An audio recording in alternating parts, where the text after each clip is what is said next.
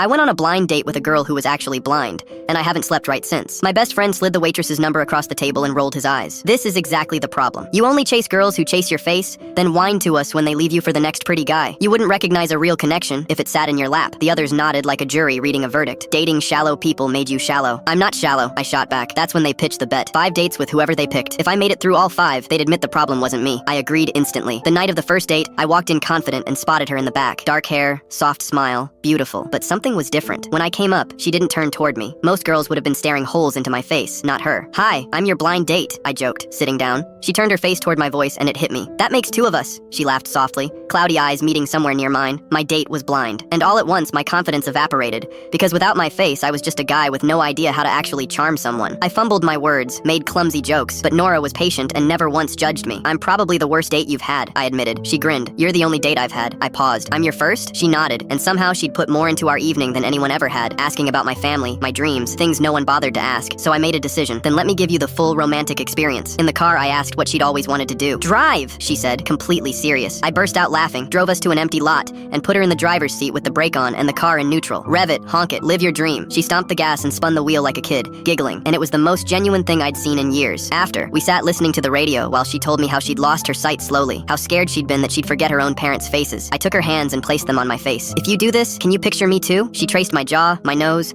and when she reached my mouth, I kissed her fingertip, and we both went shy and red. I couldn't sleep after that. I planned the next dates obsessively, a library where I read cheesy romance lines out loud, and she laughed at everyone, a dinner with her mom who cried the whole time. Then on the 4th date, it went sideways. Heels clicked toward our table, and my blood ran cold. My ex, the walking definition of shallow. "Enjoying your little prank date?" she said, loud enough for the room. Nora's smile dropped. "Prank? It's not like that," I said quickly. "Nora, let me explain." "No need, I get it. Who'd seriously date a blind girl, right?" My ex laughed. I grabbed Nora's hand. "My friends made a stupid bet that I couldn't last 5 dates with a genuinely good person, but the second I met you, I forgot it existed. I've just been trying to make you happy because I fell for you. It wasn't enough." Nora stood, reached for her cane, and gave a cold, quiet, "It's a shame." She walked out and I let her go because I didn't know what else to do. I didn't sleep at all that night. The next morning I went to the one place I knew she'd be, the little radio station where she volunteered reading the news for a community broadcast. I waited until her segment ended and caught her in the hall. "I'm not here for a 5th date to win anything," I said. "The bet's over. I told my friends I lost it on purpose. I'm here because you're the first person who ever asked who I actually am, and I can't stop thinking about it." She was quiet a long moment. "How do I know any of it was real?" So I told her the only thing I had. "The night you drove, you said you were scared of forgetting faces. I went home and realized I'd spent my whole life being a face to people, and not one of them would have remembered mine the way you traced it. You're the first person who saw me with her hands and got the whole thing right." Her cane lowered, her mouth twitched toward a smile. "That was sneaky," she said. "Your voice is all nervous." "My face is probably red too," I said. "You'll have to check." She reached up and did. That was a year ago. My friends never had to admit anything, because I stopped caring about winning the bet the night she revved an engine in a parking lot and showed me what I'd been missing my whole shallow life.